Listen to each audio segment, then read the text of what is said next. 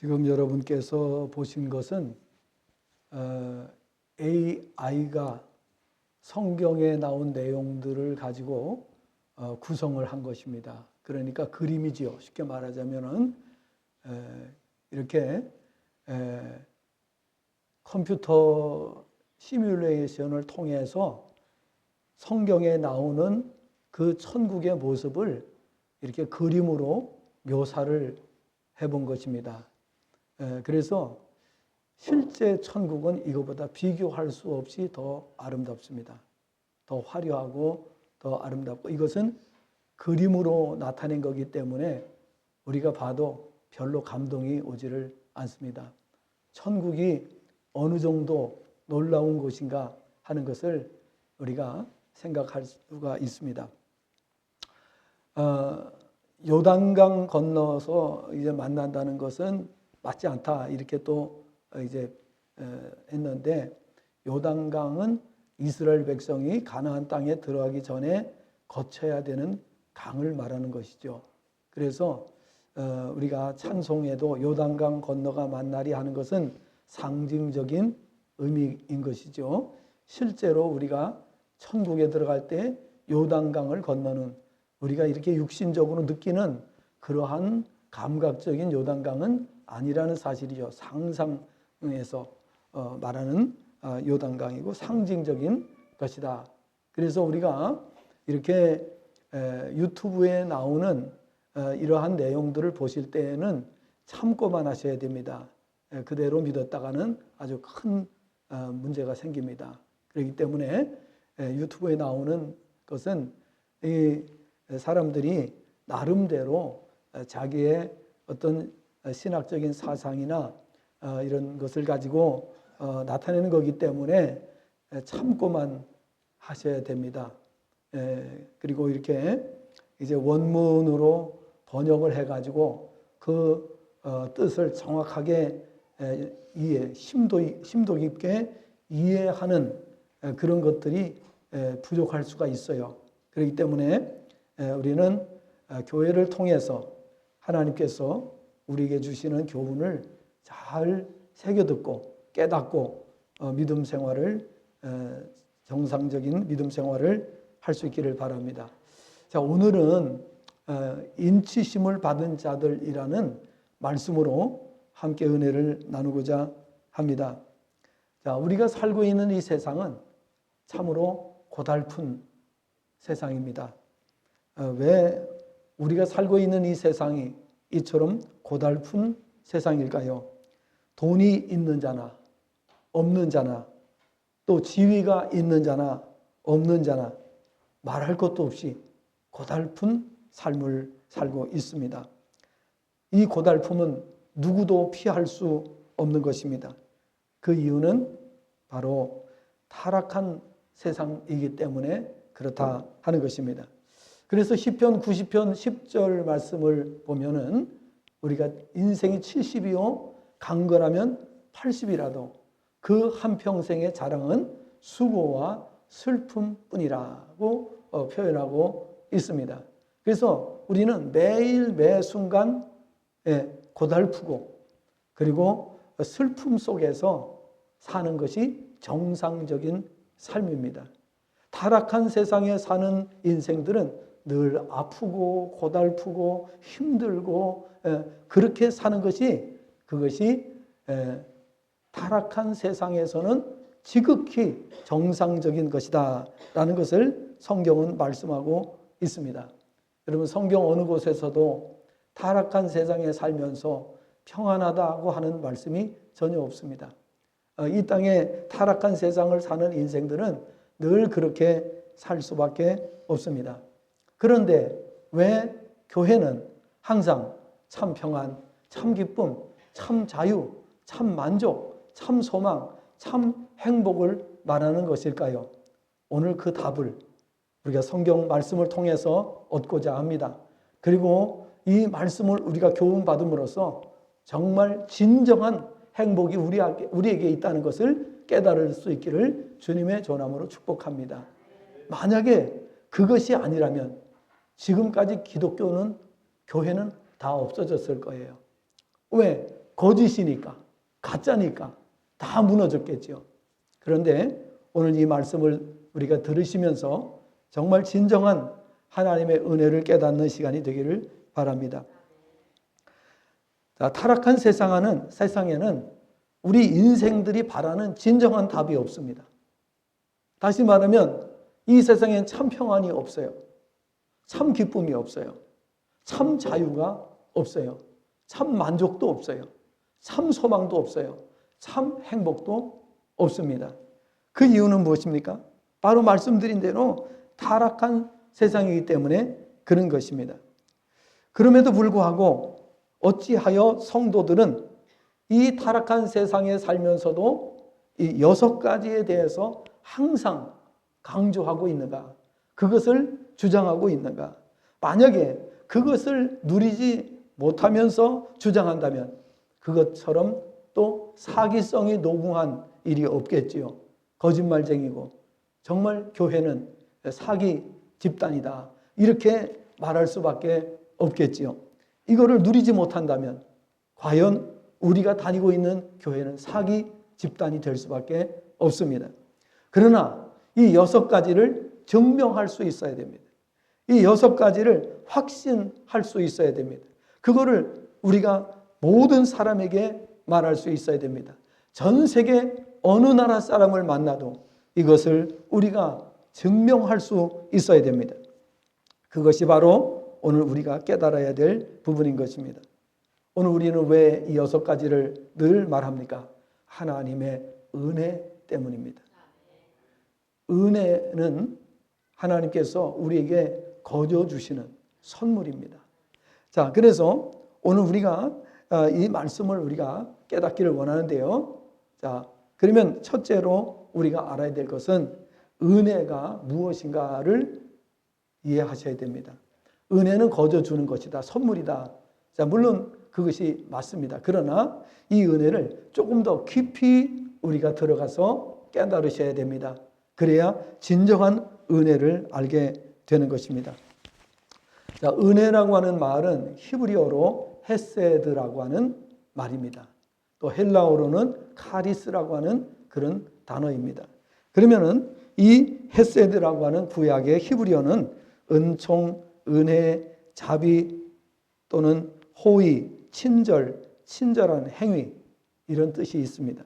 그리고 헬라어 카리스라고 하는 단어는 우화, 매력, 끄는 힘, 은총, 총애, 덕택, 호의, 은혜, 은고, 선의,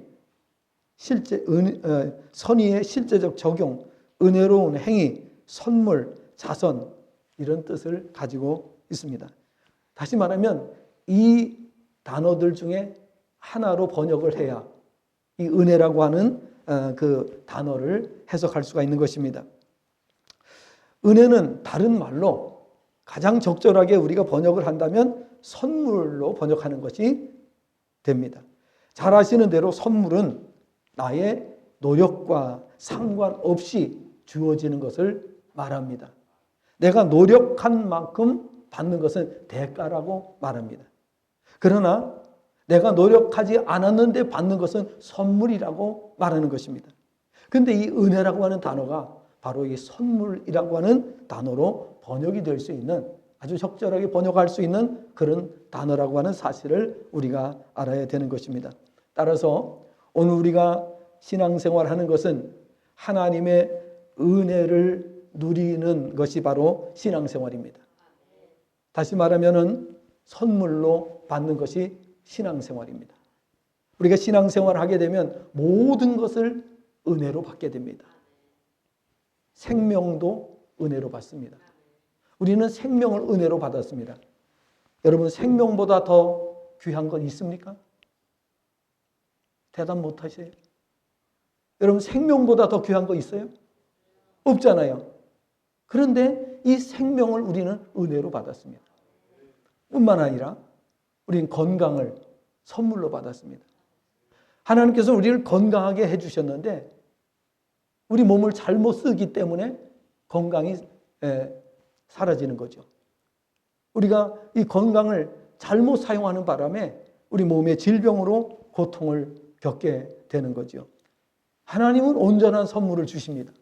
그러나 우리가 그 선물을 제대로 사용하지 않기 때문에, 그리고 잘못 사용하기 때문에 우리의 생각과 우리 욕심을 가지고 사용하다 보니까 결국 우리가 좋은 것을 불행하게 사용하는 결과를 가져오게 되는 것입니다. 그래서 성경은 우리에게 은혜를 은혜답게 사용하라는 겁니다.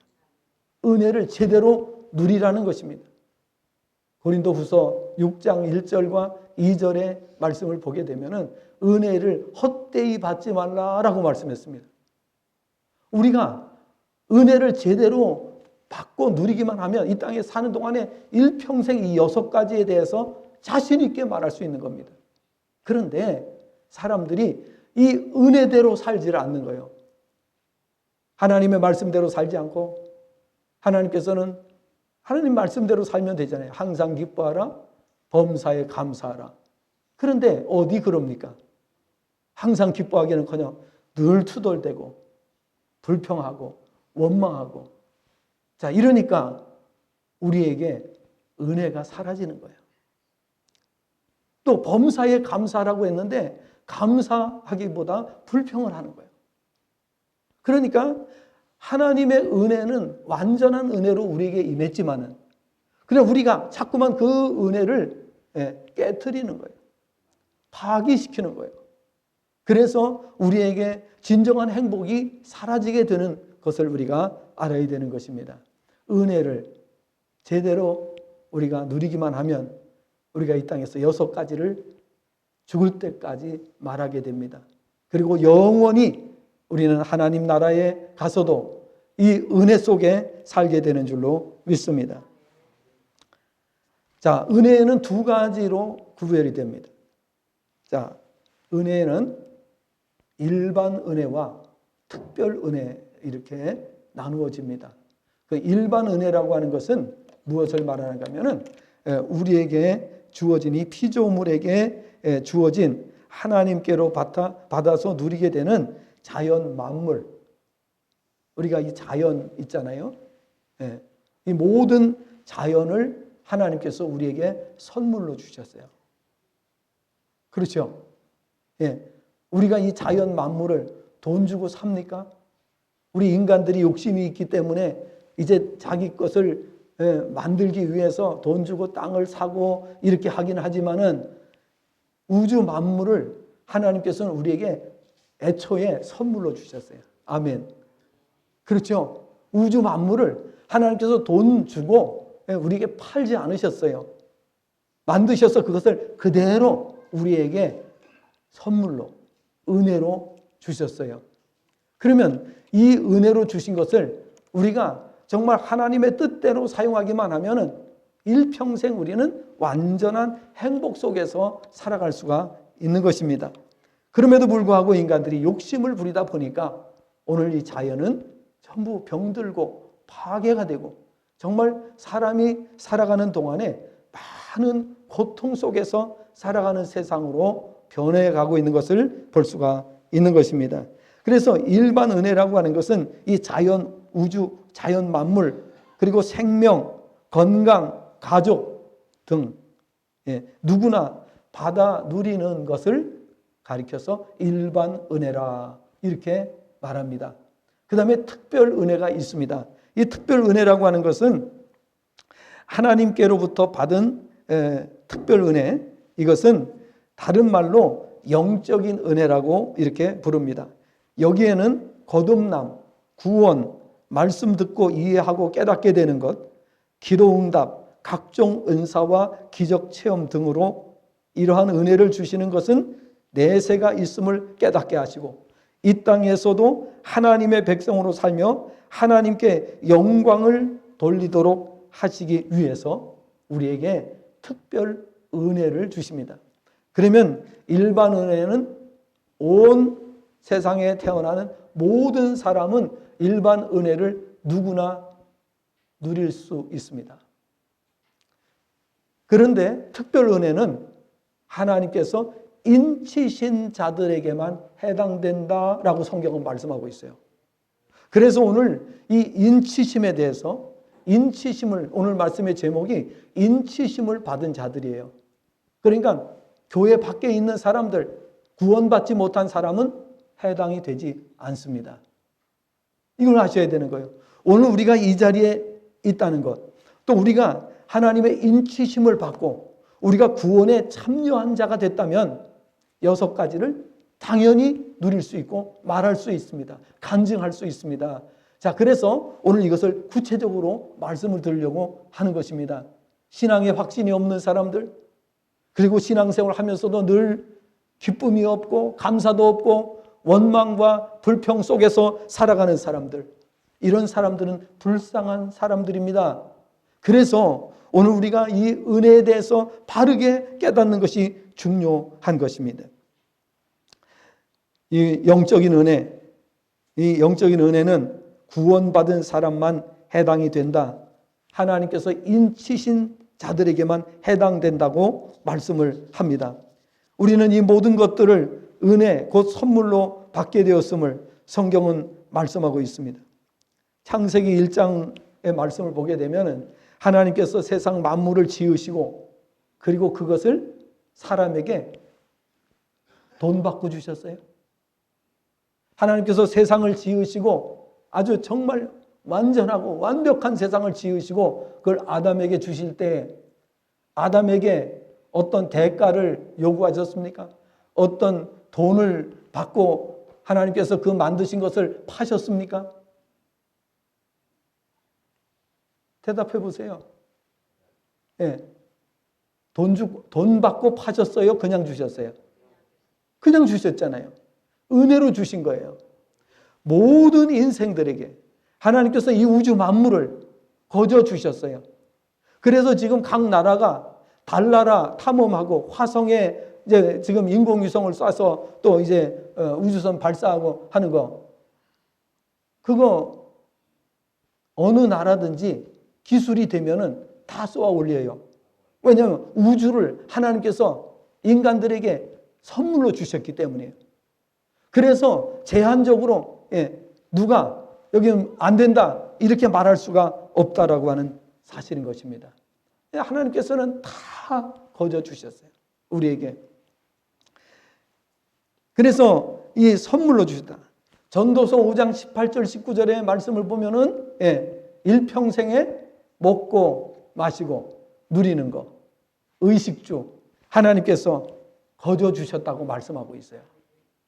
그러니까 하나님께서 그냥 주셨어요. 그냥 다 우리가 누릴 수 있도록 주셨어요. 출애굽기 15장 26절에도 건강을 하나님께서 은혜로 주신다고 말씀하고 있어요. 건강도 은혜요. 내가 관리를 잘못해서 그런 거지 건강은 하나님의 은혜요. 마태복음 6장 33절을 보니까 너희는 먼저 그 나라와 그 의를 구하라. 그리하면 이 모든 것을 너희에게 더하시리라. 여러분, 그러면 우리가 뭘 잘했다고 하나님께서 모든 것을 다 주시겠다고 말씀하십니까? 그 나라와 의를 먼저 구하면 여러분, 그래서 신앙생활 잘하셔야 돼요. 신앙생활 잘하면 끝이야. 신앙생활 잘하는 국가가 가난한 법이 없고 신앙생활 잘하는 가정이 가난한 법이 없고 신앙생활 잘하는 개인이 가난한 법이 없습니다.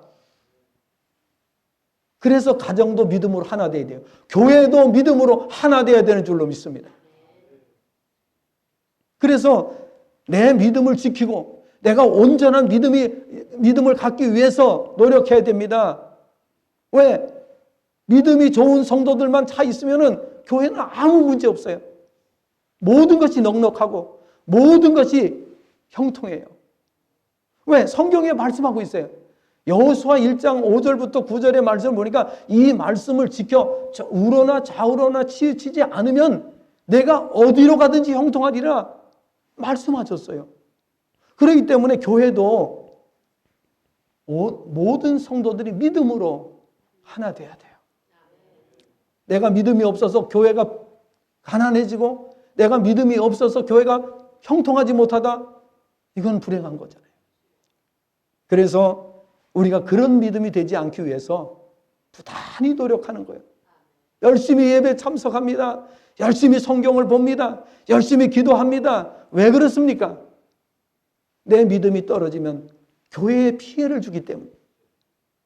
그래서 내 믿음 떨어지지 않도록 우리가 열심히 노력. 가정도 마찬가지잖아요. 가정도 내 믿음이 떨어지면은 가정이 어떻게 됩니까?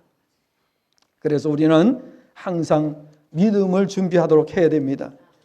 하나님께서는 모든 것을 선물로 주셨다고 말씀하셨고 선물로 주신다고 말씀하고 계시는 것입니다. 자, 그래서 우리 믿는 사람들은, 세상 사람들은 일반 은혜만 가지고 살아요. 천국 못 가요. 천국 갈 수가 없어요. 천국 갈 수 있는 사람은 누구냐? 인침을 받은 사람만 천국 간다고 성경은 말씀하고 있어요. 그러니까 인침을 받지 못한 사람은 거듭날 수 없어요. 인침을 받지 못한 사람은 구원 못 받아요. 인침을 받지 못한 사람, 하나님의 특수 은총, 특별 은혜, 신령한 은혜에 참여할 수가 없어요. 그래서 우리처럼 이렇게 예배를 드릴 수가 없어요. 사람들은 그래요. 우리 믿는 사람들이 열심히 예배 드리니까 저 사람들은 시간이 많아서 자주 드리는가 보다 이렇게 생각할지 몰라요. 그러나 오늘 이 자리에 나올 수 있는 것은 하나님의 인침을 받은 사람들만 나올 수 있어요. 성경이 그렇게 말씀하고 있어요. 아무나 나오는 게 아니에요. 아무나 이 자리에 데려다 앉혀놓으면 까무러쳐요. 1시간 예배 드리는 게요, 도저히 견딜 수가 없어요. 왜? 이게 영적으로 막 부딪히는 거예요. 여러분, 사탄의 영을 받은 사람이 이 자리에 앉아있으면 어떻게 됩니까? 계속 영적으로 부딪히는 거예요. 견디지를 못하는 거예요. 하나님의 인침을 받은 사람들이 이 자리에 나올 수 있는 거예요. 그래서 세례가 뭐냐? 세례는 이분은 교회에서 검증하고 다 조사한 결과 하나님의 인치심을 받은 사람입니다 하는 표시가 세례입니다. 그러니까 교회 다니는 사람이 세례를 안 받는다? 이건 어떻게 돼요? 있을 수가 없는 일이죠. 왜냐하면 스스로가 나는 인침을 받지 못한 사람입니다 라는 것이 되기 때문에, 그래서 세례라고 하는 것은 반드시 교회가 인정하는 거예요. 교회가 이 사람은 성령의 인침을 받은 사람입니다. 도장을 찍는. 그 인이라고 하는 게 뭐냐? 도장입니다. 도장. 여러분, 그 아무의 이름 다음에 인 그랬죠? 그 인은 뭐예요? 도장을 말하는 겁니다. 하나님께서 인치셨다고 하는 것은 하나님께서 도장을 찍으셨다는 뜻이에요. 여러분, 하나님의 도장을 안 받고 산다는 자체가 불행한 거예요. 그렇죠? 떳떳하게 하나님의 도장을 받고 그리고 신앙생활 해야 하나님의 보호를 받는 거예요. 천사들이 보호해 주는 거예요. 악한 원수마귀가 함부로 손을 대지 못하는 거예요. 중요한 것은 우리가 인침을 받았어도 그거를 믿는 믿음이 있어야 되는 거예요. 자, 그래서 은혜라고 하는 것이 이렇게 중요하다. 하나님의 인침을 받은 사람들이 특별 은혜에 참여한다 하는 것입니다. 두 번째로는 누가 이 모든 은혜들을 받을 수 있는 자들인가에 대해서 조금 더 구체적으로 말씀을 드리도록 하겠습니다. 자, 일반 은혜에 대해서 말씀드렸습니다. 일반 은총, 일반 은혜는 자연 만물을 비롯해서 하나님께서 우리 모든 사람들이, 사람으로 태어나는 모든 사람이 누릴 수 있는 것은 일반 은총이라고 말씀을 드렸습니다. 자, 그런데 하나님을 믿지 않고 거부하는 개인이나 가정이나 국가는 그 혜택도 못 누리게 됩니다. 특별 은혜는 고사하고 일반 은혜도 누리지 못합니다. 그래서 하나님을 거역하고 하나님께 도전했던 국가들, 제국들이죠. 제국들 한 나라도 지금까지 살아남은 제국이 없습니다. 이 역사입니다. 그렇죠? 누구도 부인할 수 없어요. 지금까지 인류 역사에 제국이라고 하는 이름을 붙였던 그 제국들, 나라들은 한 나라도 지금까지 살아남지 못했습니다. 하나님께서 다 멸망시켜 버렸습니다. 왜? 하나님의 은혜를 거부하기 때문입니다. 여러분 잘 들으세요. 이게 무슨 뜻인지 잘 이해를 하셔야 됩니다. 자, 그 다음에 하나님을 믿지 않고 거부했던 나라들, 우상숭배 국가들입니다. 우상 숭배하는 나라들. 우상 숭배하는 나라들이 지금까지 어떻게 살아요? 불행 속에 살고 있어요. 가난합니다. 여러분, 우상 숭배하는 아프리카의 나라들, 동남아에 있는 나라들, 어느 나라 제대로 사는 나라가 한 나라도 있는지 여러분 조사해 보시길 바랍니다. 그 다음에 공산주의 국가, 하나님을 정면으로 대적하는 나라입니다. 공산주의 국가 쌍망합니다. 앞으로 지금 세 국가가 남았어요. 중국, 북한, 어디에도 저 미국 밑에 있는 어디에 우리나라 이번에 수교했잖아요. 예? 쿠바. 세 나라만 이제 남았어요. 이 세 나라도 얼마 가지 못해서 멸망합니다. 꼭 기억을 하시길 바랍니다. 왜? 하나님의 약속이, 하나님의 말씀이 진리가 아니라면 몰라도 하나님의 말씀이 진리라면 그 세 나라는 반드시 멸망하게 됩니다. 어느 때까지 갈 것인가 하는 것은 이제 하나님만 아시는 일이고요. 공산주의의 종주국이 소련이었습니다. 그죠? 구소련이죠. 그 공산주의 그 종주국이었던 소련이 공산주의를 시작한 73년 만에 멸망을 합니다. 그리고 동부에 있는 동유럽에 있는 그 공산주의가 쌍망합니다. 하나님을 거절하고 하나님의 은혜를 거부하는 개인, 가정, 가문, 국가 어느 단체도 살아남을 수가 없다는 거 기억을 하시기를 바랍니다. 왜? 하나님의 은혜를 거부하기 때문입니다. 자, 특별 은혜에 대해서 좀 더 구체적으로 말씀드리면 영적인 은혜를 말하고요. 또 이 은혜를 받을 자는 하나님께서 인을 쳐주신 자들임을 성경은 말씀하고 있습니다. 하나님의 인을 받지 않는 자는 어떤 경우에도 영적인 은혜에 참여할 수가 없습니다. 그래서 세례는 빨리 받는 것이 좋습니다. 하루라도 빨리 받는 것이 좋습니다. 오늘 본문 에베소서 그다음에 에베소서 1장 13절을 한번 보겠습니다. 자, 우리 찾아보시고 한번 보겠습니다. 에베소서 1장 13절 부지런히 한번 찾아보도록 하겠습니다. 에베소서 1장 13절 말씀입니다. 13절 말씀 시작. 그 안에서 너희도 진리의 말씀 곧 너희의 구원의 복음을 듣고 그 안에서 또한 믿어 약속의 성령으로 인치심을 받았으니. 자, 인치심을 받았으니 이렇게 말씀을 하고 있습니다. 인치심이 없으면 결과적으로 교회에 참여할 수가 없어요. 하나님의 백성의 반열에 들어올 수가 없어요. 또 여러 가지 혜택에 참여할 수가 없어요. 자, 그래서 이거 원문으로 번역을 하면 이렇게 번역이 됩니다. 에베소 1장 13절 또한 그분 안에서 너희가 진리의 말씀 곧 너희 구원의 복음을 듣고 또한 믿고 나서 약속의 성령의 인치심을 받았느니라. 여기 인치심을 받았다라는 말씀은 하나님께로부터 곧 봉인, 인장, 도장을 뜻하는 이것을 받았다는 뜻입니다. 하나님께서 인을 쳐주신 상태를 가리킵니다. 다시 말하면 하나님께서 하나님의 백성으로 도장을 찍어주셨다 그런 뜻입니다. 여러분, 하나님께로부터 도장 받은 것이 무엇입니까? 영적으로. 그래서 교회는 그거를 갖다가 다 조사를 해가지고 하나님의 입맞은 자가 분명하다 그럴 때 세례를 주는 거예요.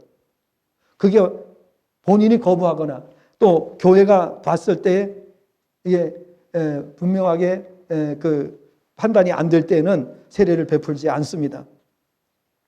그래서 하나님께서 인을 쳐주신 자들만이 특별 은혜에 참여하게 될 수가 있음을 보여주는 말씀입니다. 그러므로 이 자리에 나오신 여러분은 하나님의 인치심을 받은 자들인 줄로 믿습니다. 특별 은혜는 영적인 은혜를 말하고요. 자, 그러면 이제 우리가 이 영적인 은혜, 이 인치심을 받는 사람들은 누군가? 자, 어떤 특징이 있는가? 우선 요한복음 3장 3절 5절 말씀을 보니까 이렇게 말씀하고 있어요. 거듭나야 하나님 나라를 볼 수 있다. 거듭나야 하나님 나라를 볼 수 있다. 인치심을 받아야 거듭나게 되죠. 이 거듭남이 없으면 뭘 못 본다고요? 하나님 나라를 볼 수가 없는 거예요. 예? 하나님 나라를 봐야 되는데 하나님 나라를 볼 수가 없어요. 영안이 열리지 않으니까. 우리 하나님 나라 본다는 것은 육안으로 보는 것을 말하는 게 아니에요. 영적으로 보는 것을 말하는 거예요. 그런데 이게 거듭나면은 훤하게 깨달아지지만은, 그러나 거듭나지 못한 사람은 이게 계속 비밀에 가려지게 되는 것입니다. 영안이 열리지 않았기 때문에 그런 것입니다. 그래서 하나님의 인치심을 받아야 거듭나게 되고요. 두 번째로는 성령의 인치심이 있어야 하나님의 말씀을 깨달을 수 있다고 되어 있습니다. 그래서 마태복음 13장 10절 이하의 말씀을 보면 제자들이 예수께서 비유로 말씀하시는 것을 보고 왜 그들에게 비유로 말씀하시는지를 여쭈어 보았습니다. 다시 말하면 믿지 않는 사람들에게 예수님께서 직설적으로 말씀하지 않고 계속 돌려서 비유로 말씀을 하시는 거예요. 그러니까 제자들이 궁금해서 물어봤어요. 왜 직설적으로 해도 저 사람들 못 알아들어요? 근데 왜 비유로 자꾸 돌려서 말씀하십니까? 이거를 궁금해서 물어봤어요. 그랬더니 예수님께서 이렇게 대답하셨어요. 천국의 비밀을 아는 것이 너희에게는 허락되었으나, 너희 인침을 받았기 때문에 너희에게는 허락되었으나 그들에게는 아니 되었기 때문에, 그래서 비유로 말씀하신다고 말씀하셨어요. 내가 그들에게 비유로 말하는 것은 그들이 보아도 보지 못하며 들어도 듣지 못하며 깨닫지 못함이니라. 그래서 이사야 선지자의 글을 인용했었어요. 이사야 6장 9절부터 10절의 말씀을 인용을 하셨어요. 그리고 15절 16절 마태복음 13장 15절 16절을 보면 이 백성들의 마음이 완악하여져서 그 귀는 듣기에 둔하고 눈은 감았으니 이는 눈으로 보고 귀로 듣고 마음으로 깨달아 돌이켜 내게 고침을 받을까 두려워함이라 하였느니라. 그러나 너희 눈은 봄으로 너희 귀는 들음으로 복이 있도다. 여러분, 하나님의 영적인 비밀을 깨닫지 못하는 것은 불행한 일입니다. 하나님의 말씀을 듣고 밝히 깨달을 수 있는 것은 은혜가 임하는 것입니다. 그래서 말씀을 들을 때마다 깨닫는 은혜가 있기를 주님의 전함으로 축복합니다. 하나님 말씀이 영적으로 깨달아져야 돼요. 그것이 내 심금을 울려야 돼요. 그리고 34절 35절에서 이렇게 말씀하셨어요. 예수께서 이 모든 것을 무리에게 비유로 말씀하시고 비유가 아니면 아무것도 말씀하지 아니하셨으니 36절 이는 선지자를 통하여 말씀하신 바 내가 입을 열어 비유로 말하고 창세부터 감추인 것들을 드러내리라 함을 이루려 하심이라. 여러분, 설교 말씀이 귀에 들려옵니까? 정말 영적으로 이것이 들려옵니까? 이것이 들려야, 그리고 그 말씀이 밝히 깨달아져야 되는 것입니다. 영적인 비밀은 하나님 아버지께서 알게 해주셔야 알 수 있는데 마태복음 16장 16절 17절을 보면 예수님께서 베드로의 신앙 고백을 들으시고 칭찬해 주시면서 이를 알게 하니는 혈육이 아니요 하늘에 계신 내 아버지시라고 말씀하셨습니다. 여러분께서 설교를 들으실 때 그 말씀을 잘 깨달을 수 있는 것은 하나님의 은혜가 임하기 때문인 줄로 믿습니다. 그래서 예수님께서 말씀하신 겁니다. 혈육이 아니요 하늘에 계신 내 아버지가 너에게 깨닫게 해주셨기 때문이라. 베드로에게 그 말씀을 하신 겁니다. 개인도 교회도 하나님께서 인을 떼주셔야만 비밀을 알 수 있다고 되어 있습니다. 요한계시록 7장 4절을 보면 입맞은 자 14만 4천이 천국에 들어가게 될 것을 말씀하셨는데 이 숫자는 이스라엘 각 지파의 1만 2천씩으로 상징적인 숫자입니다. 이는 환난 중에도 믿음을 지킨 참된 성도 전체를 말합니다. 이처럼 하나님의 모든 말씀은 입맞은 자들만 알 수 있도록 비밀에 붙여진 말씀으로 성경은 말씀하고 있어요. 그래서 요한계시록 5장 1절 이하의 말씀을 보니까 사도 요한은 환상 중에 계시를 받게 되었는데 하나님의 오른손에 있는 두루마리 책을 보게 되었습니다. 그 두루마리 책에 곧 봉인을 뗄 자가 없어서 크게 울었다고 했습니다. 요한이. 그랬더니 장로 중에 한 사람이 울지 말라. 유다 지파의 사자 다윗의 뿌리가 이겼으니 그 두루마리와 그 7인을 떼시리라고 말했고 보좌 앞 어린 양이 보좌에 앉으신 이의 오른손에서 두루마리를 취하여 인을 떼시고 그 내용들을 훤히 볼 수 있도록 해주었어요. 하나님께서 인을 떼주지 않으면 설교 말씀이 들려오지 않습니다. 이 설교 말씀이 들려오지 않는다는 것은 내 영혼이 건강할 수 없다는 것을 의미합니다.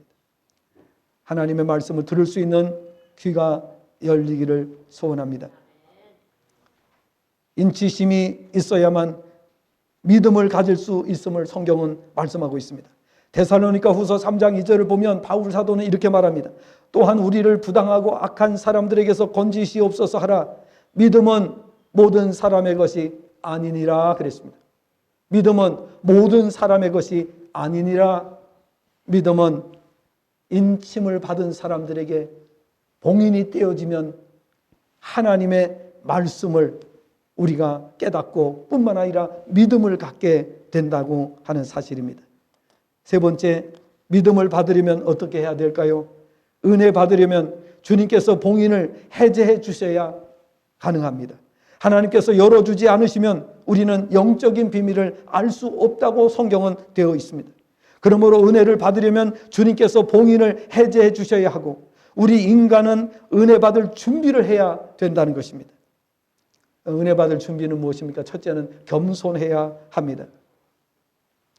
야고보서 4장 6절, 베드로전서 5장 5절에 보니까 겸손한 자에게 은혜를 주신다고 말씀하셨습니다. 교만한 자를 대적하시고 교만한 자를 물리치시고 겸손한 자에게 은혜를 주신다.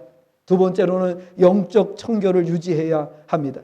사도행전 2장 38절, 너희가 회개하여 각각 예수 그리스도의 이름으로 세례를 받고 죄 사함을 받으라. 그리하면 성령의 선물을 받으리니 라고 말씀합니다. 우리가 영적 청결을 하면 성령의 선물을 받게 됩니다. 성령이 우리 안에 강하게 역사를 하시는 겁니다. 우리 마음이 깨끗하지 않으면 성령의 역사가 강하게 일어나지 않는다는 것입니다. 디모데후서 2장 19절 오늘 본문 말씀, 이 본문 말씀을 원문으로 번역을 하면 이렇게 번역이 돼요. 그러나 하나님의 견고한 기초는 서 있나니 이 봉인을 가지고 있느니라. 주께서는 그분에게 속한 자들을 아셨다. 그런즉 주의 이름을 부르는 모든 자는 불의로부터 떠나라고 말씀했습니다. 그래서 오늘 우리는 영적 청결을 위해서 은혜 받을 그릇을 매 시간 깨끗이 닦으셔야 됩니다. 예배당에 나오셔도요, 이 시간 주님께서 내 영안을 열어주시고 봉인을 해제해 주셔야 됩니다. 그래야 오늘 주시는 설교 말씀이 훤하게 나한테 들어오는 겁니다. 주님께서 열어주지 않으시면, 주님께서 이 봉인을 떼주지 않으시면 그게 안 된다 그 말이에요. 그래서 항상 매 시간마다 하나님께서 나에게 은혜를 주시기를 기도해야 됩니다. 우리가 교회 나와서 예배 드리기 전에, 말씀을 받기 전에 먼저 하나님 앞에 우리의 영적 청결을 위해서 기도해야만 하는 겁니다. 만약에 여러분이 아이들이 그릇을 가지고 왔는데 그릇에 오물이 묻어 있어요. 근데 그 그릇을 가지고 와서 여기다 담아달라고 요청합니다. 그러면 담아줘요, 안 담아줘요? 예? 어린아이가 오물이 잔뜩 묻은 그릇을 가지고 와서 여기다 담아달라는 거예요. 담아줘요? 예? 어떤 부모가 담아주겠어요? 마찬가지입니다. 여러분, 예배 시간에 나와서 하나님께 은혜 부어달라고 하는데 여러분의 그릇이, 마음의 그릇이, 영적인 그릇이 오물이 잔뜩 묻어 있어요. 죄악이 잔뜩 쌓여 있어요. 담아줄 수 있어요, 없어요? 담아줄 수가 없어요. 이건 영적인 가장 기본적인 원리입니다. 그러니까 이것을 가지고 뭐 나 깨달았느니 못 깨달았느니 이렇게 말하지 마세요. 그릇은 깨끗이 닦아야 담아주는 거예요. 가장 기본적인 거예요. 이걸 가지고 따지고 뭐 변론하고 이런다면 이거는 어리석은 자입니다. 예.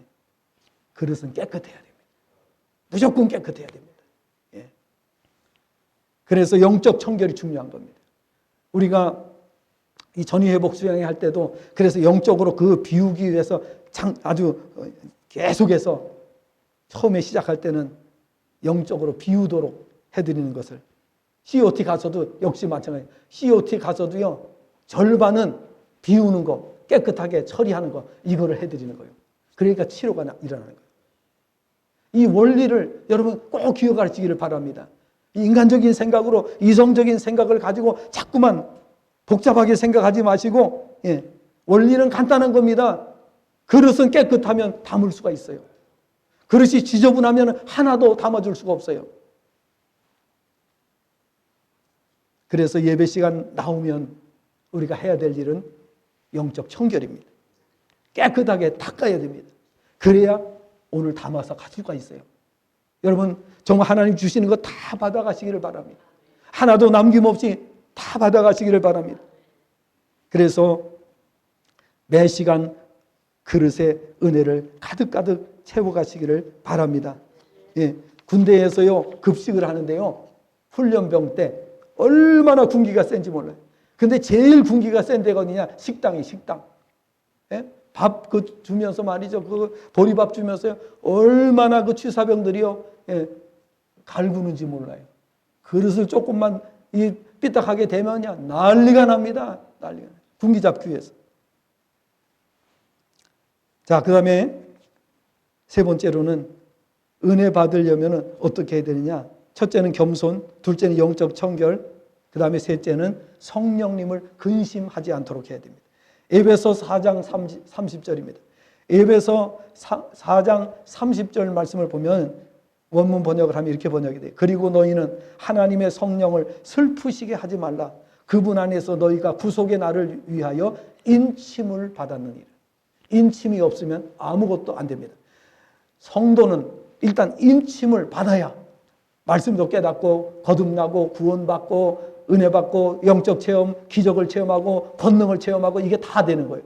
근데 인침이 없으면 이 모든 것이 다 허사가 됩니다. 어떻게 생각하십니까? 그래서 성령을 근심시키지 말라는 거예요. 내 안에 계시는 성령을 근심시키지 말라는 거예요. 성령은 우리 안에 죄가 있을 때 근심합니다. 우리가 교만할 때 근심합니다.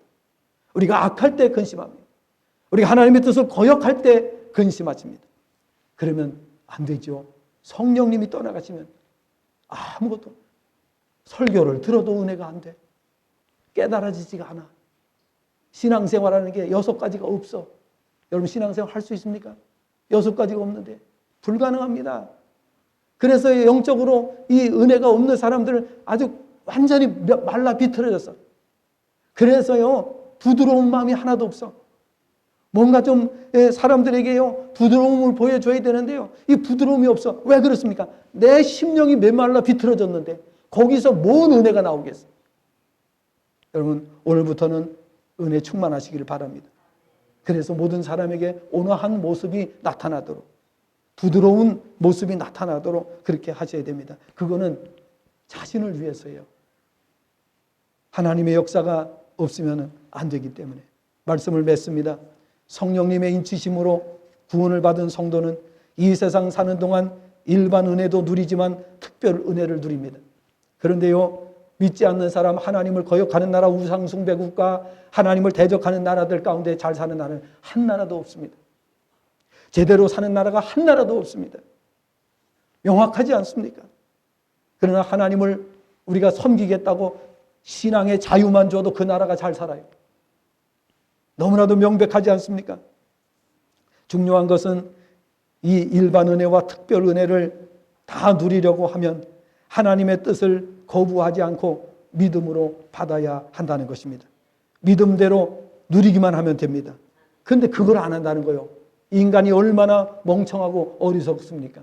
받기만 하면 되는데 그걸 거부한다는 거예요. 공산주의가 하나님을 대적하고 거부합니다. 우상숭배 국가가 하나님을 거부합니다. 하나님을 믿지 않는 세력들이 하나님을 거부합니다. 그래서 하나님의 일반 은총도 특수 은총도 다 제한되는 것입니다. 거기에는 모든 제국이 있고 우상숭배 나라, 그 다음에 이단 국가, 공산주의 국가 다 그렇습니다. 그러므로 근시안적인 관점으로 세상을 보지 마세요. 지금도 내 주변에 예수 믿지 않는데도 돈 많이 벌고 그렇게 사는 사람이 있는데요. 그러면 제국들이요 500년, 1000년 제국들이 갈 때에 그 나라 그때는 세상에서 제일 큰 소리 쳤어요. 근데 어떻게 됐습니까? 멸망했잖아요. 그러니까 우리 옆집에 사는 사람이 돈 좀 사업해가지고 돈을 좀 벌어가지고 재산가가 됐다. 오래 못 갑니다.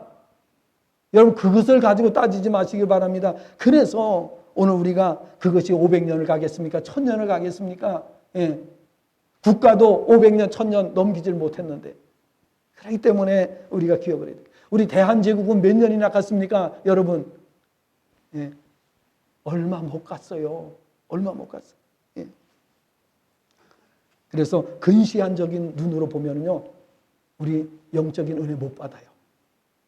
왜? 아니 우리 옆집 예수 안 믿는데 잘 먹고 잘 살고 있는데, 우리 어떤 기업 잘 먹고 잘 살고 있는데, 여러분 그런 것 때문에 여러분 생각하지 마시고 역사 전체를 보세요. 하나님께서 말씀하신 대로 역사가 어떻게 이루어졌는지를 보시라 그 말이에요. 그래서 멀리 보시는 신앙이 되셔야 돼요. 근시안적인 신앙 생활하면 항상 넘어지게 돼 있어요. 넘어지게 돼 있어요. 은혜가 충만하시기를 주님의 전함으로 축복합니다.